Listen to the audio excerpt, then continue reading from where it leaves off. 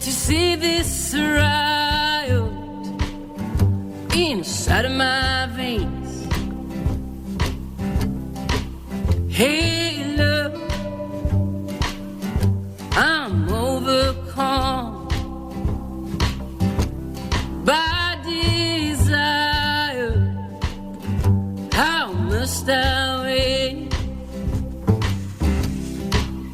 In the water, fire, I'll go wherever you go. In the valley, in the canyons, I'll go wherever you go. Hey love, it's been 3 years now since you heard from Jesus, He's chosen man. Hey love, you twist and turn till your colors wither, then there'll be no man. In the water, Vamos a ver qué tal quedan hoy las conexiones con Pere Estupiñá y con Javier San Pedro. ¿Cómo estáis? Buenos días. Hola, buenos días a todos. Perfectamente. Pere Estupiñá es químico, bioquímico, conduce en la 2 El Cazador de Cerebros. Javier San Pedro es doctor en genética y en biología molecular, colabora con El País. Yo creo que Javier estás en tu casa, si no recuerdo mal, en Carabanchel, pero estás en Radio Barcelona. En Radio Barcelona, fantástico. Entonces esto no puede fallar. A mí no me sorprendería, Javier, he leído algunos de tus artículos esta semana, que mañana, por pura rabieta, Trump despidiera al epidemiólogo jefe de Estados Unidos, que es Anthony Fauci, para que luego Biden, lógicamente, lo vuelva a contratar el 21 de enero, ¿no? Además con mayores atribuciones. Sí, podría ser, ¿no? Mientras no le decapite y ponga la cabeza en una pica, como sugirió Steve Bannon el otro día. Exactamente, vamos a tocar madera. Pero sí, mucho podría ser, ¿no? Sí, mucho en juego para la ciencia, titulabas tú hace unos días, ¿no? Bueno, es que es muchísimo, ¿no? Ya sé que no es solo para la ciencia, está en juego muchísimas cosas, pero desde luego para la ciencia Donald Trump ha demostrado ser, yo diría que el presidente de Estados Unidos más anticientífico, ¿no? Sí. O sea, se ha dedicado a atacar explícitamente a todo lo que le viene mal, y la ciencia le venía muy mal, tanto por sus promesas, o sea, por sus programas a favor de la industria contaminante, digamos, y por lo tanto en contra de la lucha contra el cambio climático, ha llegado a poner a negacionistas del cambio climático al frente de la agencia crucial, que es la Agencia de Protección Ambiental, la EPA. Al lobo a cargo de las ovejas. Exactamente. Y bueno, sus presiones sobre el resto de las instituciones científicas norteamericanas ha sido brutal, sobre la FDA o Agencia del Medicamento, que es la que tiene que aprobar, por ejemplo, los tratamientos contra el coronavirus y las vacunas, los CDC o Centros de Prevención de Enfermedades de Atlanta, cuyo papel es esencial en esto también, y los Institutos Nacionales de la Salud en su conjunto, los NIH, que son la mayor maquinaria de investigación biomédica del planeta. O sea que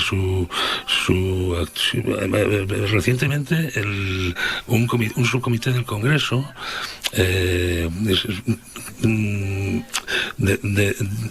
ha contabilizado 47 ataques directos de la administración Trump contra científicos, ¿no? Fauci es el ejemplo más notable, pero ha habido hasta 47, y recordemos también esta campaña contra los científicos americanos que tenían relaciones con China, que llegó a sacar esposado al jefe de química de Harvard, lo sacó esposado del campus, ¿no? No creo que ese hombre, en fin, no creo que fuera a revolverse. El top 10 de los delincuentes más buscados. El que no creía en el cambio climático con todas las evidencias que hay, y el que sí que cree que hay fraude sin evidencias. O sea, es una manera de pensar. Ha hecho una cosa que yo creo que es horrible, y es no solamente no hacer caso a la ciencia, sino demonizarla, ¿no? Sí, claro. ha convertido la ciencia en un grupo contra el que hay que estar entre sus acólitos, digamos. Y esto yo creo que no lo había hecho ningún presidente antes ni ahora. Sí. Pero en fin, oye, lo que hablamos la semana pasada, Estados Unidos desde hace solamente 4 días no está en los acuerdos de París. Para salirse de los acuerdos creo que hacían falta 2 años, para entrar hace falta solamente 3 semanas, creo. Con lo cual imagino que a primeros de febrero, por lo menos en el terreno medioambiental, también ganaremos algo. Sí.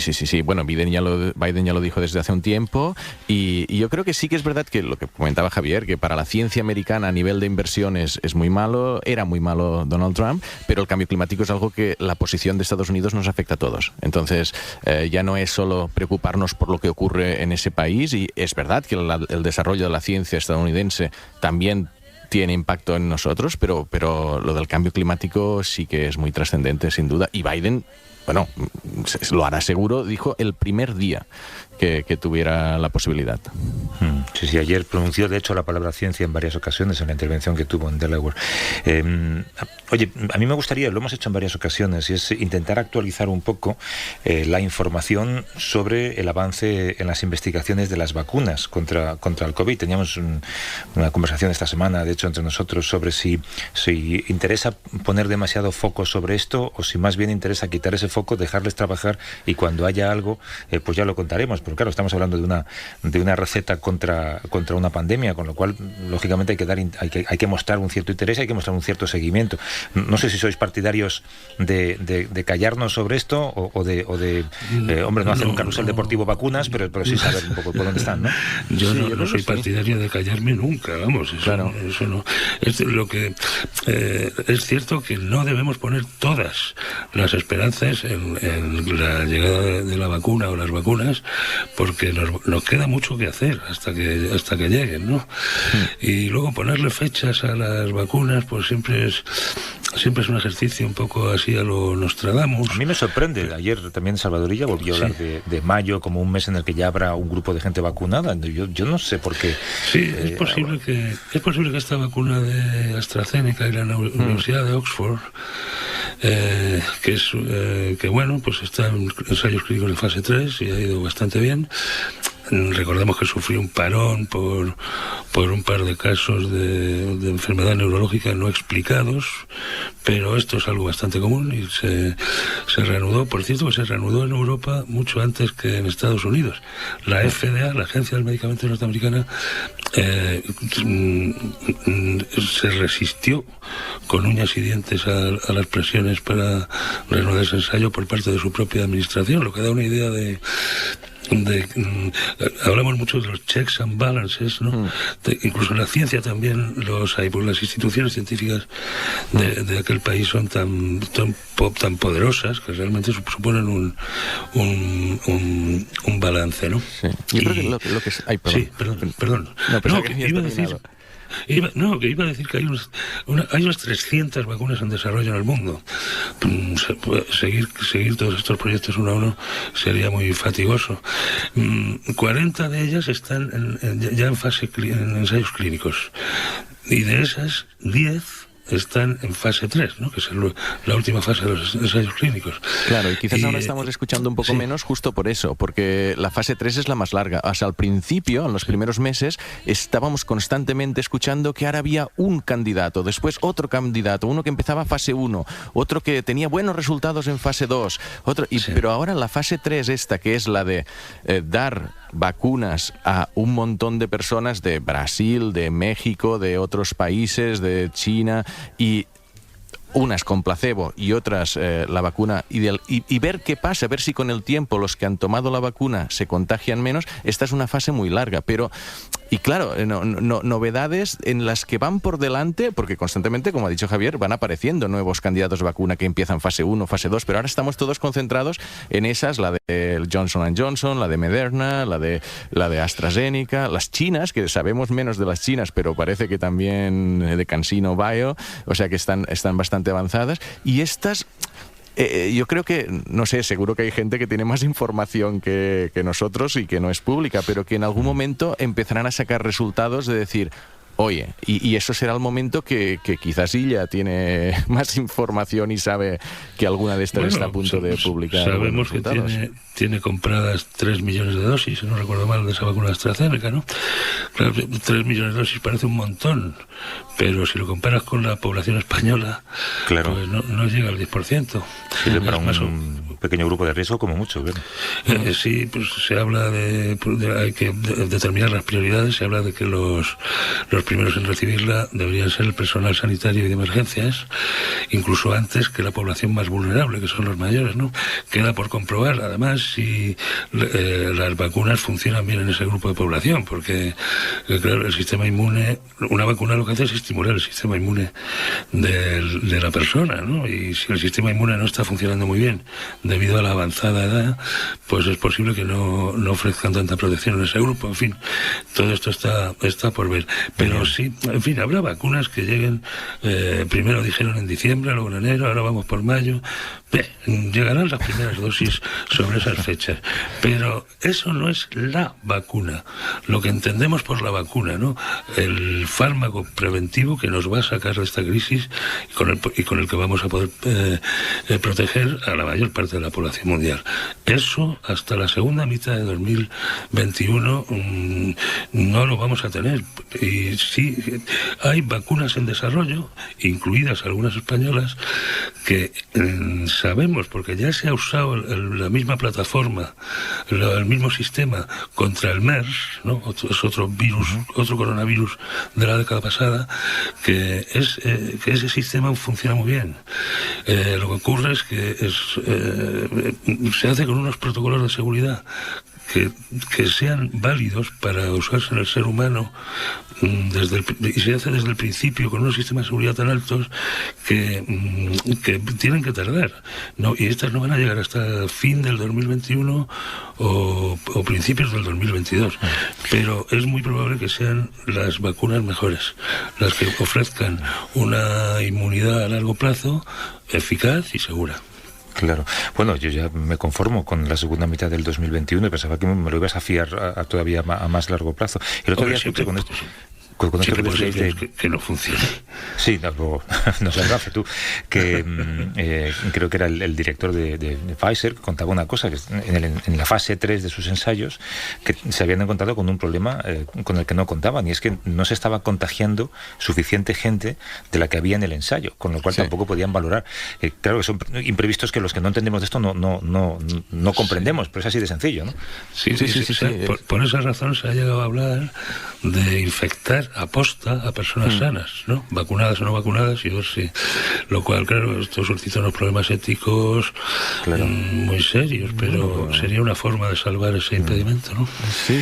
O sea, oye, hay un número de teléfono que no se me olvide, luego lo repito, por si acaso bueno, por si acaso no, voy a intentar garantizar que al final habrá unos minutos por si alguien quiere preguntar algo o buscar vuestra opinión sobre cualquier historia. Es 638-855-349, el número de WhatsApp. Pueden enviar un enlace. Me he distraído con tu tos, Javier, ¿estás bien, no? De momento sí.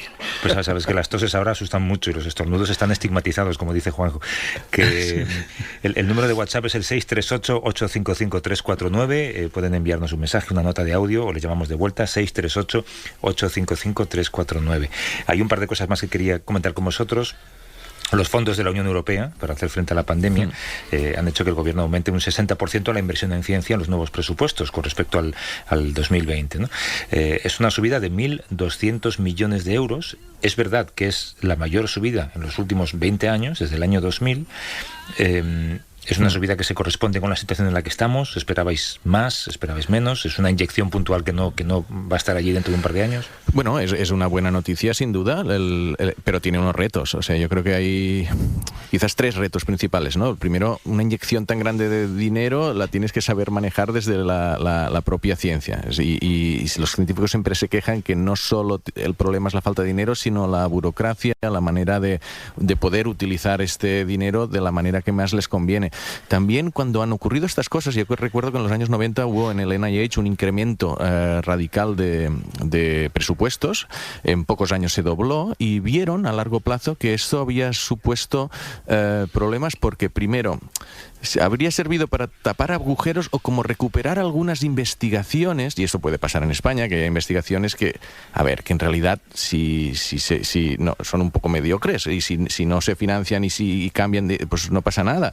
Pero ahora que hay dinero, pues se podría perpetuar un poco esto. Y luego que los proyectos que dependen del medio-largo plazo, es decir, que si tú pones mucho dinero en un proyecto que irá necesitando mucho dinero durante un tiempo, si esto es una inyección puntual, puede que a los 2-3 años, cuando esta inyección puntual desaparezca, ese proyecto, que es lo que ocurrió en algunos casos en el NIH. Entonces, yo creo que sí, que está bien, y no sé qué opinión tiene Javier, pero bueno, que la ciencia tiene que saber responder bien a esto. Siempre se quejan mucho, pero ahora les toca a ver si lo hacen bien.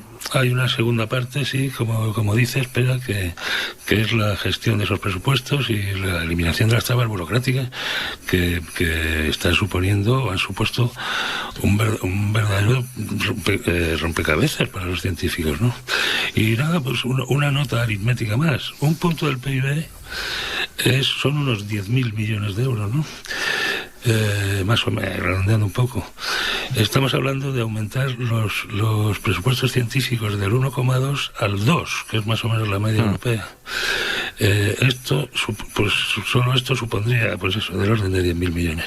Estamos hablando de 1.200 millones, por esto da una idea de por dónde va nos hemos quedado cortos, básicamente. Muy cortos. Sí, ciertamente.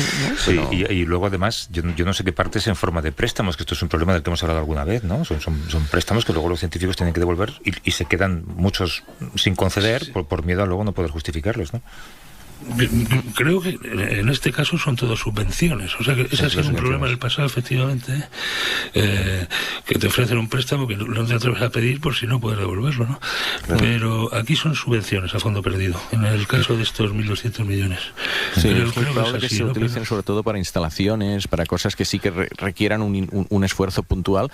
Pero bueno, yo no. A ver, sí, el tema es intentar mantenerlo. Si eso fuera continuado, yo creo que se podría ver como una buena noticia, que, hombre, si es más, mejor, pero no lo veo bajo. Bueno, repito el teléfono, 638-855-349, es un número de WhatsApp, si quieren charlar un momento al final con Javier y con Pera, 638-855-349.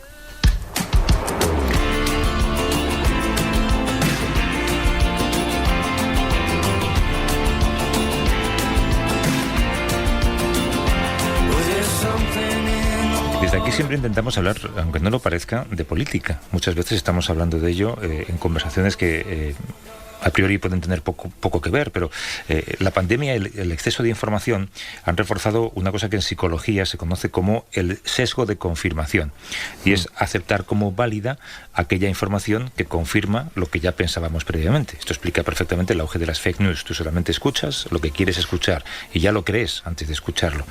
Eso explica, por ejemplo, pues que un seguidor de Trump ahora mismo se crea sin dudar los tuits que le está poniendo sobre el fraude electoral, que parece un niño rabioso cuando escribe el tuit en mayúsculas, ¿no? O que alguien con ciertas sospechas sobre la seguridad de las vacunas crea antes a Miguel Bosé que a Javier San Pedro. Esto, lógicamente, esto es un problema, pero esto tiene una explicación científica.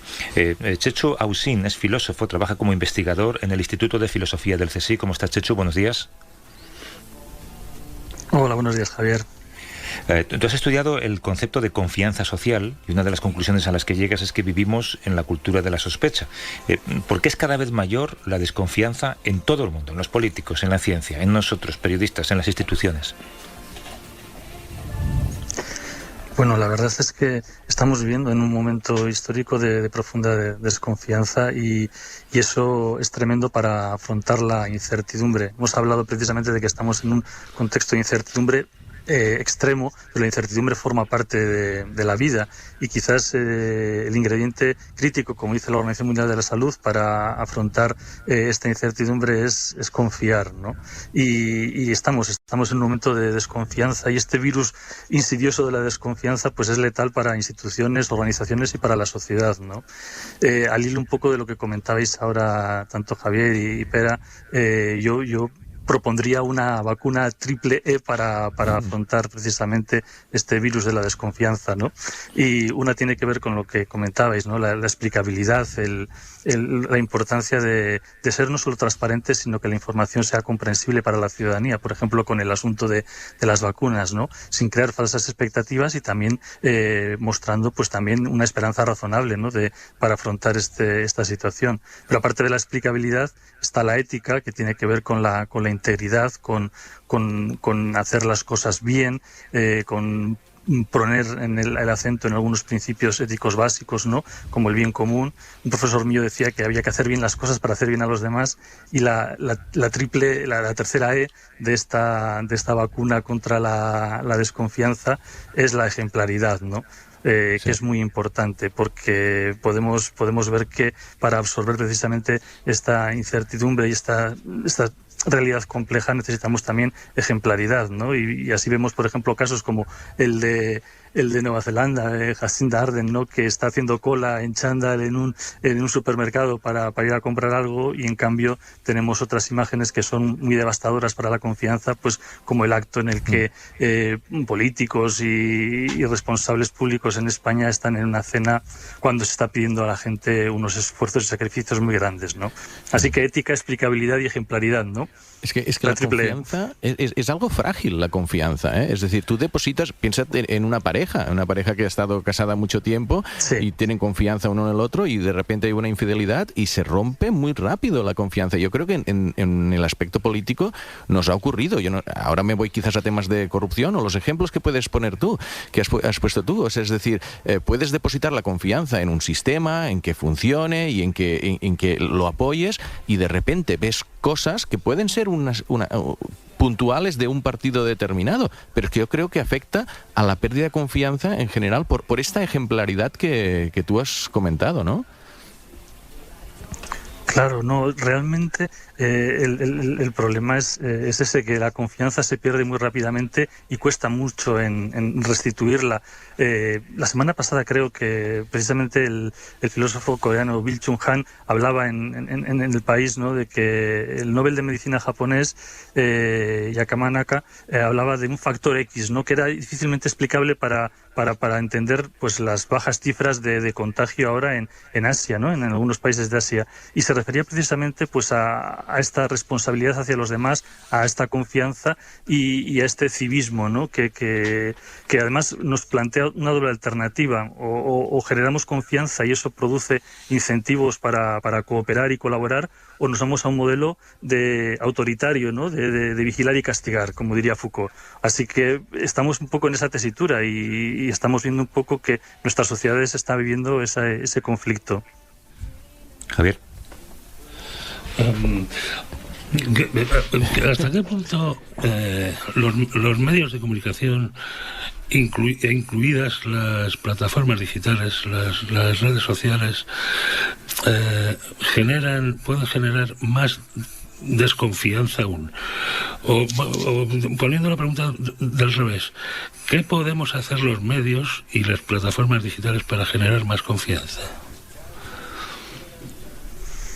Bueno, claro, eso tiene que ver con ese factor E de explicabilidad que he comentado antes, ¿no? Hay que intentar transmitir mensajes no solo de manera transparente, sino que también sean comprensibles y entendibles, ¿no?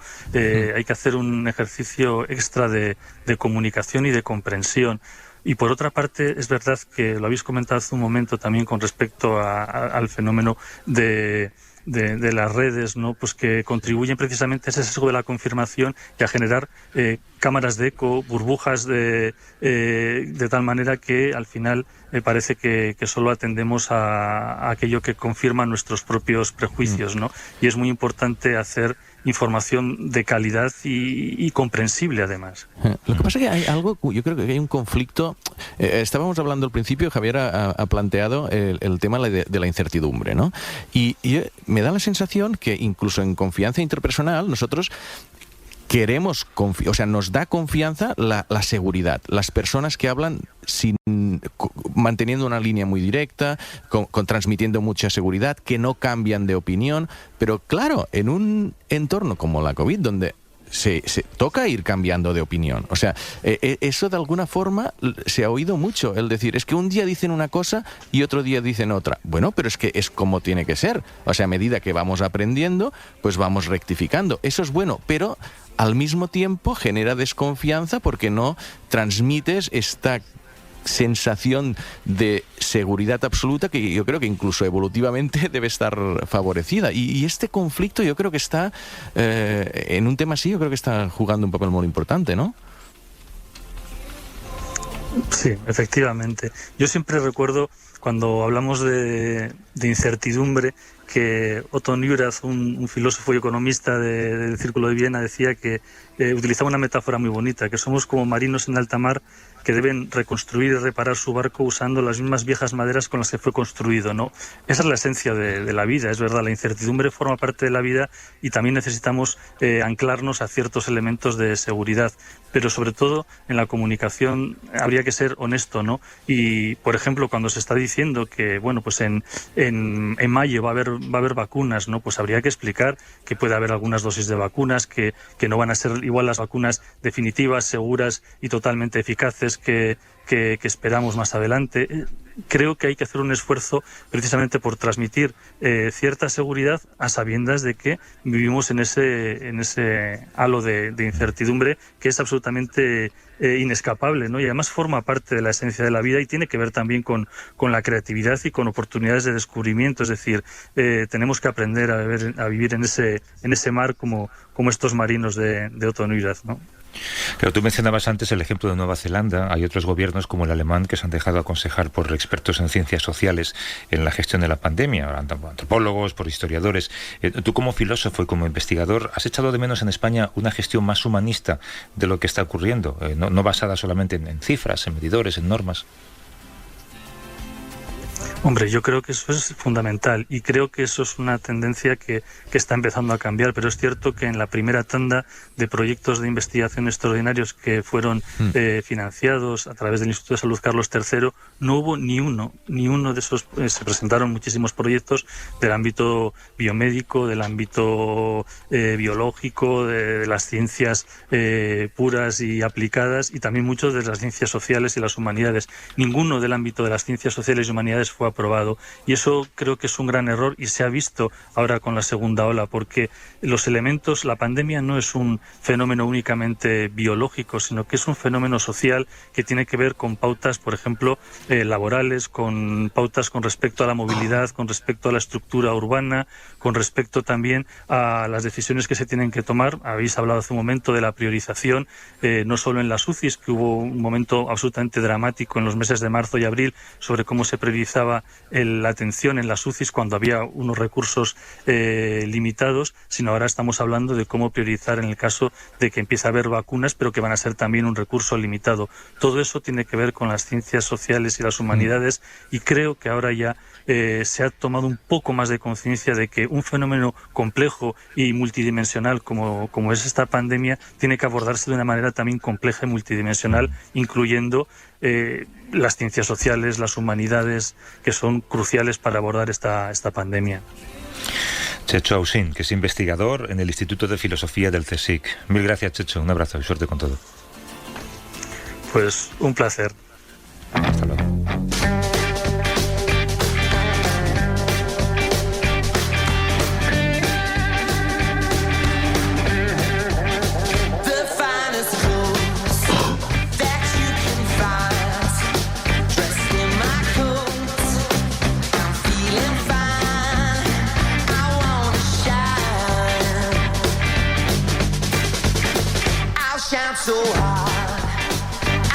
Hay un reto de la ciencia, que es buscar vida fuera de nuestro planeta. Hemos hablado de esto en varias ocasiones. Hay que buscarla y hay que protegerla. Por eso los virus no solamente preocupan en la Tierra, es algo de lo que jamás había pensado. Son un quebradero de cabeza para astrobiólogos que exploran el universo. La verdad es que bastantes problemas tenemos aquí como para entrar allí, pero es muy interesante que alguien nos lo explique. Pablo Pérez es investigador en el Centro de Astrobiología del Instituto Nacional de Técnica Aeroespacial. ¿Cómo estás, Pablo? Buenos días. Hola, buenos días. Lo primero, defíneme la astrobiología. ¿Cuál es su campo de estudio? Bueno, la astrobiología es muy amplia. En principio, el objetivo principal sería buscar vida más allá de nuestro planeta, ¿no? Y los orígenes de la vida. ¿Dónde surge la vida? ¿Surge en nuestro planeta? ¿Surge en otro sitio del universo?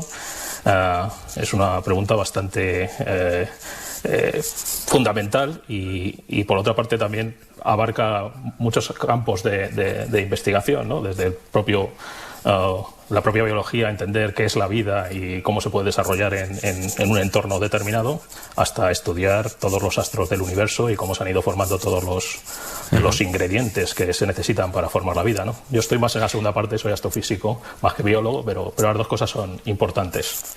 Claro. Y ahora estamos todos muy obsesionados con la limpieza, ¿no? Con lavarnos las manos, con el jabón, con los geles. Pero claro, los astrobiólogos ya erais ultra escrupulosos antes de la pandemia, tanto que las agencias espaciales tienen equipos encargados únicamente de evitar que contaminemos el espacio con organismos terrestres, ¿no? Efectivamente. Es interesante que hagas la pregunta así, porque me parece que estás dando tanta importancia a cómo tratamos de proteger la vida fuera de la Tierra que la vida en la Tierra. Estos paneles, estas instituciones que protegen, que dentro de astrobiología se preguntan qué tenemos que hacer para proteger el espacio, funcionan en los dos sentidos. Se preguntan qué tenemos que hacer para no contaminar lo que está más allá de nuestro planeta y cuando encontremos vida estar seguro de que no la hemos llevado nosotros, y también se preocupan en no, cuando traigamos cosas a la Tierra y las analizamos, pues no contaminarnos nosotros, ¿no? Pero la vida puede llegar a Marte, es decir, o sea, ¿sobrevive una bacteria o cualquier microorganismo que salga con una sonda de la Tierra, pase 8 meses viajando por el espacio, temperatura, rayos cósmicos, lo que sea, llega a Marte? ¿Podría llegar a sobrevivir a alguna vida de aquí a bordo de la sonda, llegar a Marte y allí prosperar, o es solo por si acaso? Te puedo contestar de dos formas. La primera, un poco más sencilla, es que las bacterias son increíbles.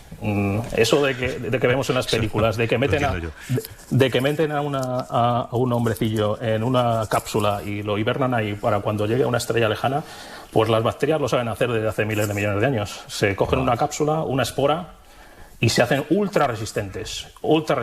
Hay bacterias, esporas de bacterias que resisten radiación electromagnética muy intensa, no solo rayos X, rayos gamma, que son incluso más que radiación ultravioleta, muy energética, grandes temperaturas. Lo pueden resistir todo. Por otra parte, tampoco conocemos toda la vida que hay en la Tierra. O sea que tenemos que estar preparados para la posibilidad de que haya bacterias resistentes al espacio. Y la segunda parte puede ser incluso más importante, y es que dentro de las teorías sobre el origen de la vida, una de ellas que ya se habló de ella hace 2500 años, nos dice efectivamente que la vida puede que no se originara en la Tierra, puede que la vida haya venido del exterior, que todavía sea extraterrestre, en cierta manera, ¿no?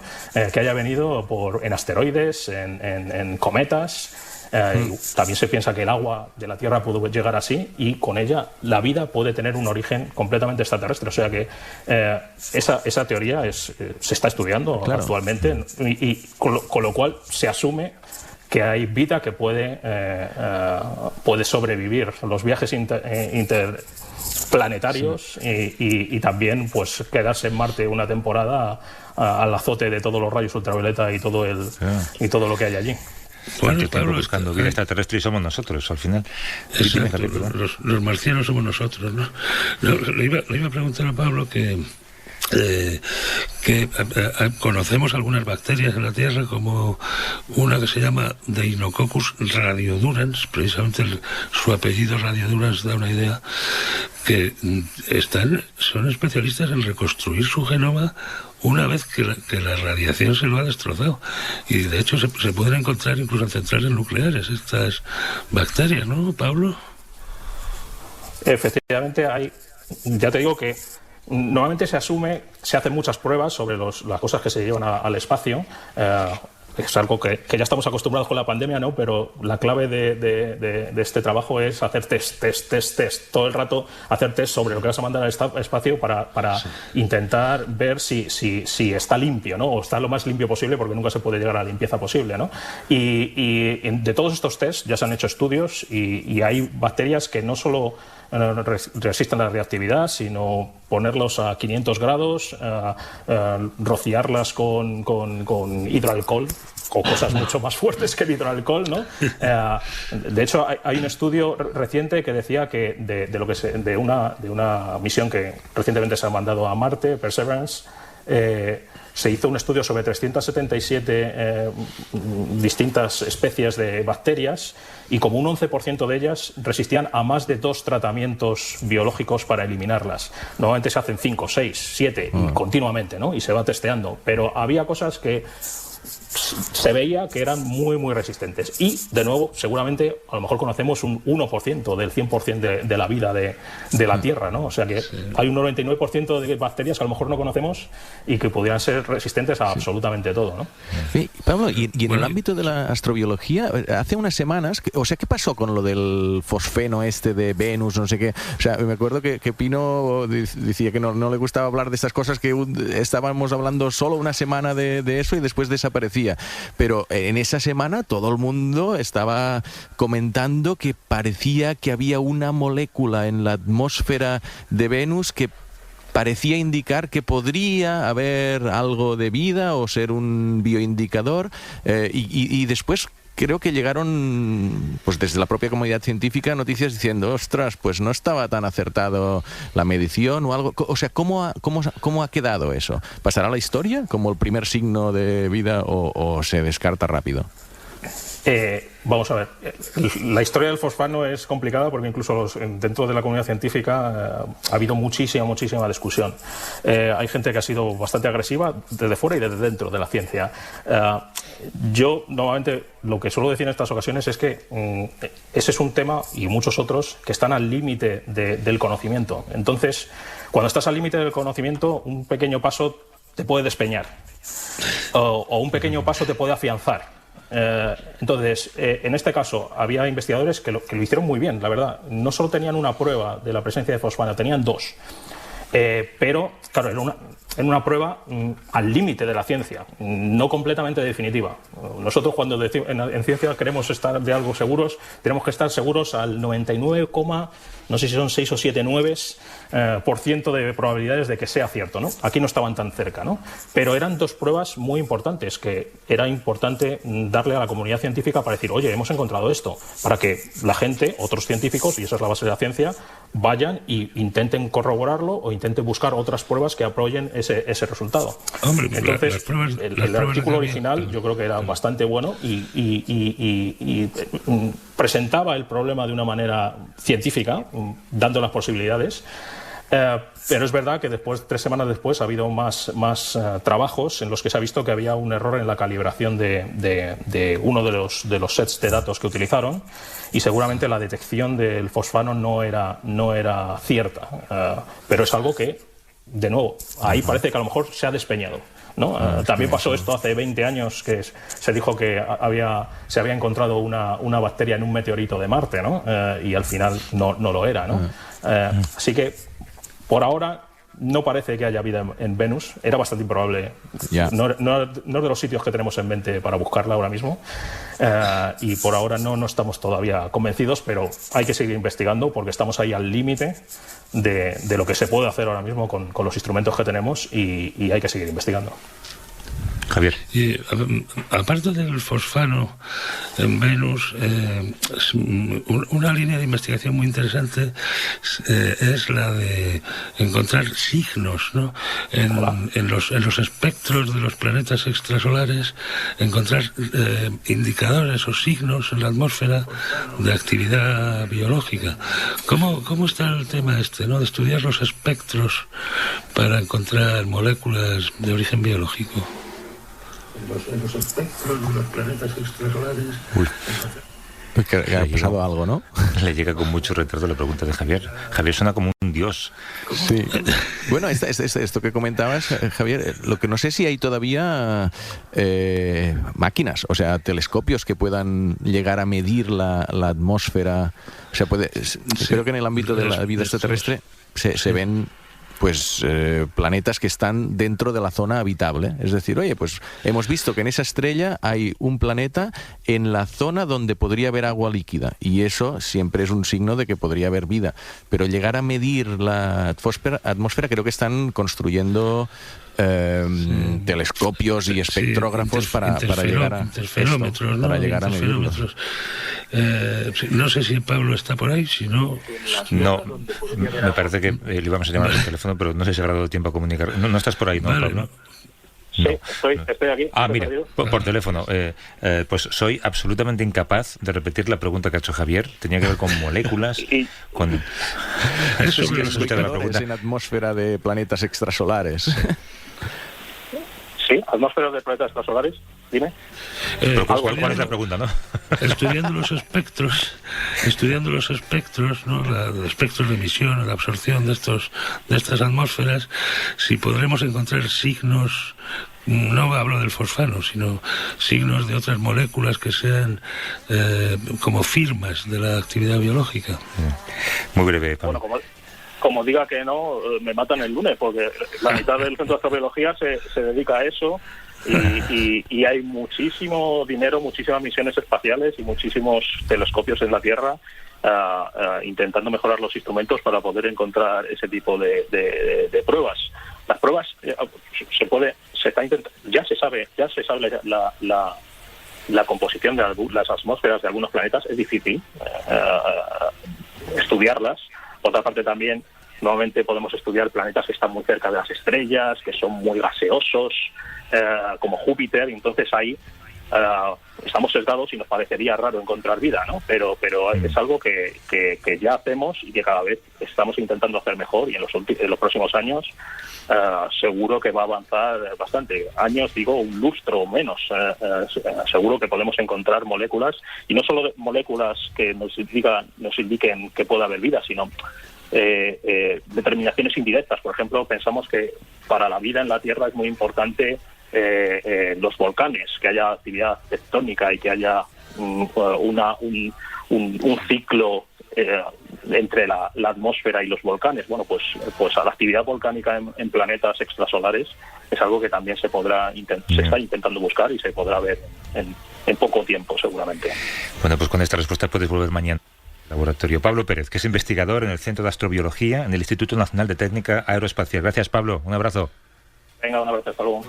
Hasta luego. A ver, tenemos el huequecito que siempre prometo dejar para que la gente os pregunte lo que quiera preguntar. Desde Sevilla está Pilar. Hola, Pilar, ¿cómo estás? Buenos días. Hola, buenas. Pues mi pregunta era sobre el desarrollo de la vacuna para el coronavirus. Si es posible que el hecho de que haya mutaciones y diferentes cepas del virus acabe provocando que hagan falta no una vacuna, sino varias. Gracias, Pilar, un abrazo. Sí, eso, Pilar, no sería nada extraño, es lo que ocurre con la gripe, ¿no? La gripe muta a tal velocidad que cada año hay que modificar los cócteles vacunales, ¿no?, para adaptarlos a las cepas circulantes. La tasa de mutación de este coronavirus no parece ser tan alta, y las mutaciones que se han detectado no parecen afectar de manera crucial a su infectividad, ni tampoco tendrían por qué afectar al reconocimiento de una vacuna. Los científicos que conocen de cerca este tema se sienten optimistas de que la vacuna puede ser bastante estable, pero lo peor que podría pasar sería que hubiera que modificar la vacuna, como lo hacemos con la gripe cada temporada. Claro, eso significaría que tenemos trabajo para todos los años que tenemos por delante, ¿no? Pues la sí. Siguiente pregunta es para Carlos, o es de Carlos, de Valencia. ¿Cómo estás, Carlos? Buenos días. Hola, buenas. Mira, yo soy enfermero en planta COVID, y entonces soy muy dado a que me pregunten estas cosas y no sé siempre qué responder. Vale, me preguntan normalmente que como que si el desarrollo de la vacuna del coronavirus lleva un año o menos de un año desde que se empezó, ¿cómo se pueden saber las consecuencias de aquí a 5 años? Entonces hay mucha gente reticente a lo mejor a ponerse la primera vacuna por el miedo a las consecuencias en un tiempo futuro. Yo suelo responder que las vacunas estas no vienen de cero, que llevan años estudiándose los coronavirus, pero claro, yo no sé si estoy respondiendo algo correcto. Bueno, antes de que te respondan, Carlos, ¿qué tal está la situación en tu planta COVID? Pues ahora ya hemos empezado a tener los mismos tipos de problemas que en la primera ola. Ya empezamos a tener casos muy graves. En tanto, en cambio, había bajado el nivel de agresividad pues en el verano y hace un par de meses. Ahora ya, por ejemplo, tenemos muchas personas que necesitan ventilación mecánica, tenemos mucho, o sea, ya casi todos los días o cada 2 días tenemos fallecidos. ¿Y se debe a que la edad media del paciente ha subido? La edad media del paciente ha vuelto a subir, pero aún así en la gravedad estamos teniendo también a gente joven. Ya. Gracias, Carlos. Un abrazo. Ahora te respondemos. Un abrazo fuerte. Gracias. Hasta luego. Sí, no, yo decía que de vacuna contra coronavirus humano no hay ninguna todavía. Y está relacionado con lo que comentábamos de la confianza, ¿eh? O sea, los ensayos de fase 3 son muy rigurosos porque es que todo el universo de las vacunas, a la que haya un problema un día serio, se rompe esa fragilidad de la confianza. Es verdad que a 5 años, 6 años,